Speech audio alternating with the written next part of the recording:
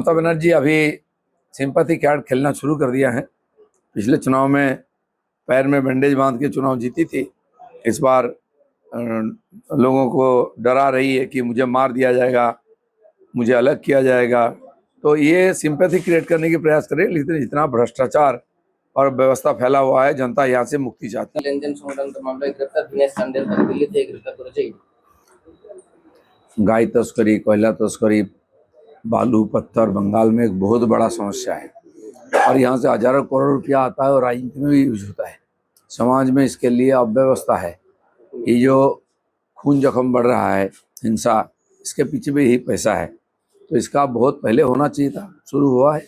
जो भी दोषी है उसको सजा मिलना चाहिए, कटघरे में लड़ना चाहिए। তৃণমূলের গুন্ডাদের উদ্দেশ্যে স্বরাষ্ট্রমন্ত্রী অমিত শাহ বার্তা দিয়েছেন, নিজেদের বাড়ি থেকে বেরোবেন না, নইলে চোটামের পর আপনারা বিপদে পড়বেন। গতবারে ইলেকশনের পরে যে ধরনের पिछले चुनाव में पोस्टपोर्ट वायलेंस जो हुआ था वो आज भी लोगों का मन में है। तो ये जो गुंडे टीएमसी का अभी से डराना शुरू कर दिए हैं और चुनाव को प्रभावित करते हैं, इनको पहले ही अंदर करना पड़ेगा, अरेस्ट करना पड़ेगा, नहीं तो अभी भी इस बार भी फिर चुनाव प्रभावित हो सकता है। অভিষেক ব্যানার্জি বলছে যে এই যে অ্যারেস্ট শুধুমাত্র উদ্বেগজনকই নয়, এটা ভীতিকর বার্তা দিচ্ছে এবং এর জন্য অমিত শাহ এবং বিজেপির ক্ষমতা। अभी तो एक आध लोग अरेस्ट हो रहे हैं सेंट्रल एजेंसी द्वारा। 4 मई के बाद यहाँ जब सरकार बनेगा बीजेपी का, ऐसे बहुत लोग अंदर जाएंगे जो इस प्रकार अपराध में लिप्त है और उसका इंतजार करिए, सब सफाई हो जाएगा। সুপ্রিম কোর্ট ভারতের নির্বাচন কমিশন কেন্দ্র এবং রাজ্যগুলিকে নোটিশ জারি করেছে যে নকল ভোটদান, ভুয়ো ভোটদান এইসব থেকে অনিয়ম আটকাতে নির্বাচন ভোট কেন্দ্রগুলিতে আঙুল এবং বায়োমেট্রিক শনাক্তকরণের ব্যবস্থা বাস্তবায়নের জন্য চিঠি করে रिक्वेस्ट करें। इस प्रकार व्यवस्था होना चाहिए क्योंकि बार बार हम चुनाव कमीशन को अदालत में भी गुहार लगाए हैं कि यहाँ चुनाव फ्री फेयर होता नहीं है, ज़बरदस्ती होता है, लोगों को प्रभावित किया जाता है, पैसा से खरीदा जाता है। तो इसलिए बंगाल का चुनाव इस बार साफ सुथरा हो, फ्री फेयर हो, ये हमारा भी और इच्छा है, जनता भी यही चाहती है। अदालत उसी दिशा में कदम बढ़ा रहे हैं, ये अच्छी बात है। সুপ্রিম কোর্ট থেকে কালকে জানিয়েছে যে যাদের নাম বাদ গেছে আপিল ট্রাইব্যুনালে বিচারাধীন রয়েছে, চূড়ান্ত নিষ্পত্তির পর তাদের নাম অন্তর্ভুক্ত হবে। 23 এপ্রিলের নির্বাচনের জন্য তাদের নাম তালিকায় যুক্ত করা হবে। এটা চিন্তা করবেন না, কিন্তু যারা বারবার এসআইআর এর প্রক্রিয়ায় বাধা সৃষ্টি করছে, কিভাবে সুষ্ঠুভাবে নির্বাচন হবে সেই নিয়ে প্রশ্ন তুলেছে সুপ্রিম কোর্ট।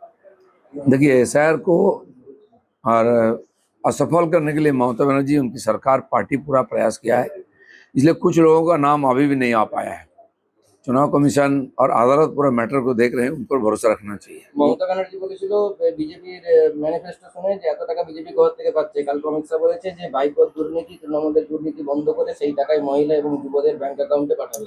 बंगाल में जो भ्रष्टाचार होता है, सरकारी धन जो लूट हो जाता है, वो लूट अगर बंद हो जाए तो यहाँ हर व्यक्ति का खुशहाली आएगी और जो कमिटमेंट हम लोगों ने किया है वो पूरा करेंगे। অথমারি কাণ্ডে ধৃতদের রাজনীতি যোগ নিয়ে এনআইএ কে প্রশ্ন, সুপ্রিম কোর্টে কাগজে কলমে আটকে না থাকার নির্দেশ।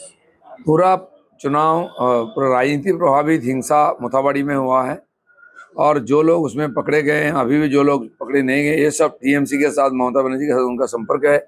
इसलिए सब किसी को वहाँ से पकड़ के लाना पड़ेगा, नहीं तो वहाँ चुनाव भी ठीक ठाक नहीं हो पाएगा। আমাকে জেলে ঢুকিয়ে দিন, আরো বেশি ভোট পাবো, না হলে গুলি করে মেরে দিন। ममता बनर्जी अभी सिंपैथी कार्ड खेलना शुरू कर दिया है। पिछले चुनाव में पैर में बैंडेज बांध के चुनाव जीती थी। इस बार लोगों को डरा रही है कि मुझे मार दिया जाएगा, मुझे अलग किया जाएगा। तो ये सिंपैथी क्रिएट करने की प्रयास करे, लेकिन इतना भ्रष्टाचार और व्यवस्था फैला हुआ है, जनता यहाँ से मुक्ति चाहती है। আইসি বলেন মোদি ও মমতা একই মুদ্রার দুই পিঠ।